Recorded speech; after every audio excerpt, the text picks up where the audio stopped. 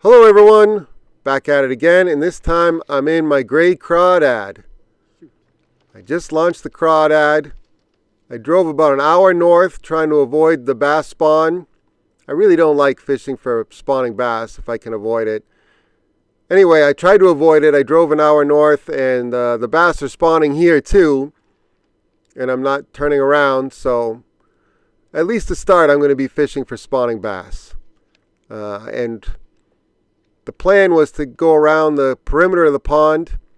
The pond's not very big. It's a clear weed bowl, really. Some sand, some rocks. But in the middle, it's mostly weeds. And just go around the entire shoreline and see what kind of quality fish are shallow. And if it's only the buck bass, that means that the bigger females are out deep. But I first have to take a look around and see if I can catch a few little ones. It's also blowing east again, and I've been trying to avoid fishing for bass in an east wind because I really don't like it, but it's just been blowing east every other day, pretty much, sometimes every day, and I can't really avoid it anymore. I just have to go. What's interesting about this pond is that it has a lot of bass in it. It's mostly a numbers pond, but it also has a lot of perch in it. And some of the perch are pretty good sized. It's bigger than even some of the bass. So I think that's their main forage base. But they have to be a certain size before they can eat the larger perch. And so it's kind of an odd mix in this little pond here. It's its own little ecosystem. And I can see clearly into the water. I can see those perch. I can see the bass. Even with a little bit of a ripple, my polarized glasses are cutting right through the glare. So it's sort of like fishing in an aquarium. The downside is that the fish can see me too. And if I come up on some fish that get a good look at me, they just kind of swim away. So I have to keep the boat a little bit further off the bank than I can easily see. And if I do that and I cast in the right spot, I get one of these little buck bass. Now that's not really what I'm after. I want the bigger females. I'm fishing a Damiki Ned rig. It's a newer bait for me. It's called the Wriggle Slim, something like that. I'll put it in the video description. It's an odd bait though. It's an elastomer plastic, so sort of like Z-Man, but the shape is like a flattened cylinder, so it's not symmetrical, and it causes it to fall a little funny and maybe act a little differently than other baits that I'm used to using. Even something like a Savage Salamander, at least it's mostly symmetrical. So I'm trying to like that bait and give it a fair shake. So I'm just using it to toss around these buck bass that are busy building nests and getting ready for the spawn.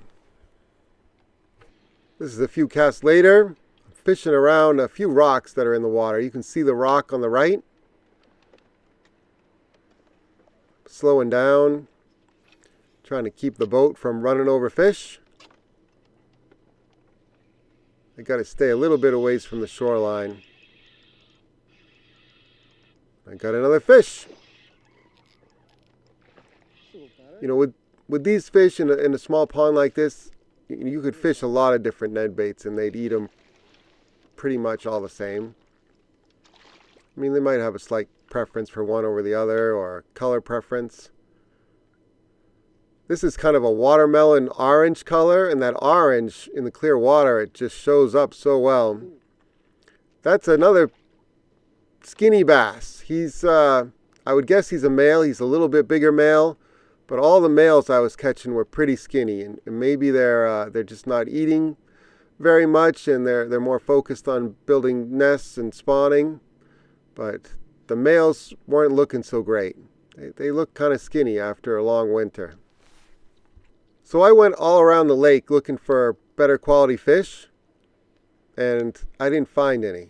And so to me that means the bigger females are offshore in the weeds. And right away, fishing out in the middle of the pond, I started seeing more perch, and the perch were in the weeds. And I think the females are out eating perch while the males are hard at work building beds. That's what it seemed like to me. So what I'm trying to do is run the crankbait. That's a Spro Little John MD. I'm trying to run that crankbait into the weeds, kind of pop it free. That's another buck bass. Somehow he's out here. All the fish weren't in spawning mode. Some of them were still pre-spawn. And I think he's out there after the perch too. He's just a little bit small though and skinny. There's not a lot to him.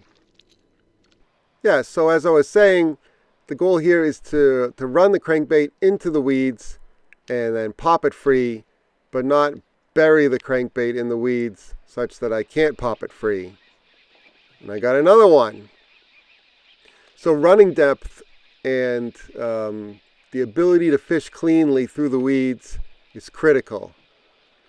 So I want something that dives a little bit into the weeds, but doesn't bury itself in the weeds, and something with enough deflection that I can pop it free of the weeds and have it not be covered up in weeds.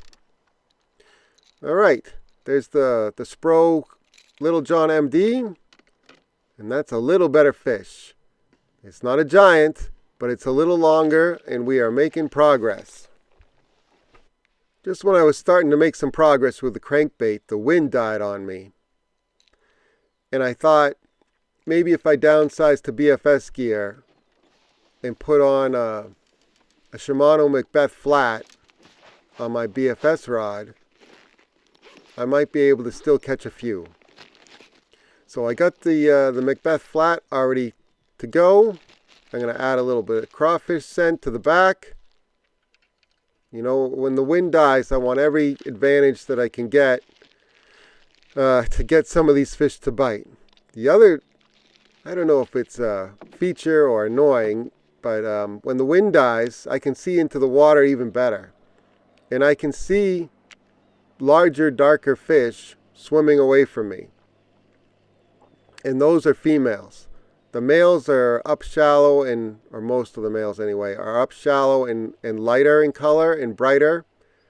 The females look like little dark submarines down there. Their backs are much darker. Maybe that's from hanging around the deep weeds all winter. I'm not really sure, but you can tell right away that there's bigger females out here. And yeah, they were giving me trouble when the wind died especially. The problem with the Macbeth flat, it's a great bait, don't get me wrong. I caught a 4-pound bass on it the other day fishing rocks. But coming through weeds, I couldn't clear the crankbait with that little BFS rod. It doesn't have enough backbone for me to really rip it, and the crankbait itself isn't weedless enough for me to fish out here in the deep weeds and fish cleanly with it. So this plan had to go on the back burner. And then my wind really died, so I thought I'd go for some more finessey stuff. This is a reverse rig with a 2/0 Neko hook and a Z-Man Big TRD in the Gobi Bryant color. Very natural color. If I was thinking, I might have brought along a copper truce color that kind of looks more like a perch, I think. But that's a very natural color for clear water, and I like it. If you're not familiar with the reverse rig, I learned about it from the guys at Wire 2 Fish. The way I rig it is similar to how they showed you how to do it, or showed me how to do it. I just made a few modifications. Maybe I'll do another video about that. But instead of using a EWG style hook, I use a Neko hook, and I add my own fluoro keeper to it. And then instead of using one of those insert weights on the tail, I actually glue a tungsten nail weight inside the bait. If I'm fishing around rocks, I'll leave that tungsten weight out, and so it'll click the rocks and make a little bit of noise down there. If I'm fishing around weeds, I'll have that tungsten weight all the way up inside the bait, so that it won't snag the weeds. And also, with super glue on the weight inside the bait, it doesn't come off the bait. A lot of times when you catch fish, like I've caught a little bass right here, but just him jumping and thrashing around, a lot of times they'll throw the insert weight. So I've found if you glue it inside the bait, it's never coming out. And the bait lasts a really long time because it's Z-Man plastic. And it's a really good finessey presentation for weeds. As long as you don't set the hook, the way that big TRD is rigged like that, with the hook texposed and the weight on the back end of the bait, it'll come through almost anything, again, as long as you don't set the hook. As soon as you set the hook, that hook point's coming out and it's going to catch weeds or wood or a fish. But you got to make sure it's a fish when you set the hook. So, yeah, I really like that bait. I like a lot of different finesse presentations. I'm always trying new rigs. And when the wind cuts out, sometimes I have to go to spinning gear and still find a few fish to eat. So I caught a few fish on the reversed rigged big TRD, but the quality really wasn't there. I'm fishing around spots where I know there's bigger fish because I've seen them. I can see into the water. I'm trying to stay well away from the fish so they don't see me, because they can see me too in the clear water. And I'm just shaking that bait down there in the weeds and waiting for something to pick it up. And when they do, I reel into them and then give it a little hook set. You don't have to go crazy. But once that Neko hook's in them, the bait can slide up and down the line. That's only a little guy. But the bait can slide up and down the line and you lose very few fish. It's even better than a Ned rig or anything with a jig head where the weight is out front. The bait with the weight in it can slide up the line and you're essentially just left with a fish with a big hook in its mouth, and they almost never come off. It's really a great rig and I use it a lot. But in this case, I wasn't getting any better size, so there was really no advantage to fishing the finesse fish stuff, except it was something to do while the wind wasn't blowing. Alright, we've got just a little puff of wind, and what I've done here is I've gone to a Rapella Brat, I think it's called the 5. It's kind of an interesting bait.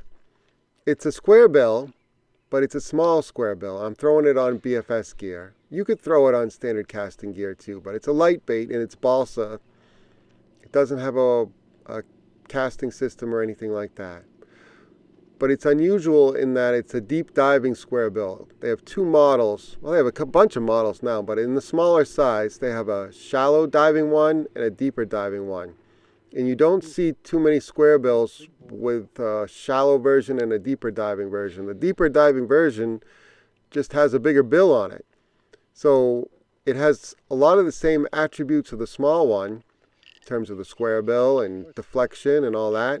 So it comes through cover pretty well, but it's running deeper than most other square bills of that size. And so it's unique in that way. And they also have a few unique colors, and one of them is called Carbon. And to me it looks a lot like a baby bluegill. And there are some of those in this pond too. So anyway, that's why I was fishing this particular crankbait in that particular color. And I got one of the females. You can tell the dark black back, and she's much fatter in the belly. Those are probably eggs and not, bait or something like that. But maybe she's got a perch in there. Anyway, I'm making more progress, and that's the important part. Just keep making progress. We had a little bit more wind come up.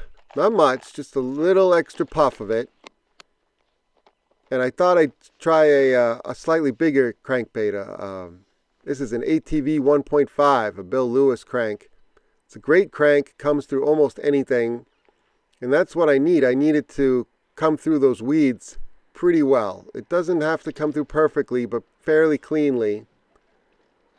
I'm on the windiest shore right now, which is the western shore, because I have an east wind.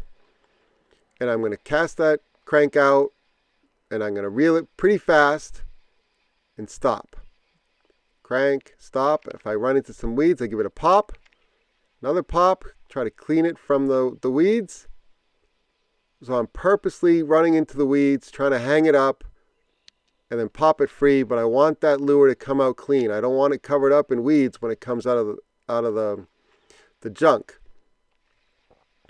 Otherwise, the fish don't eat it. It needs to come out clean, and then the fish will eat it.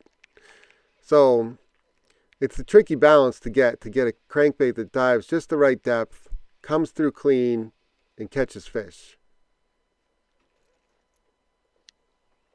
And the ATV crank, I have, I don't know, half a dozen of them now, and all of them seem to work pretty well.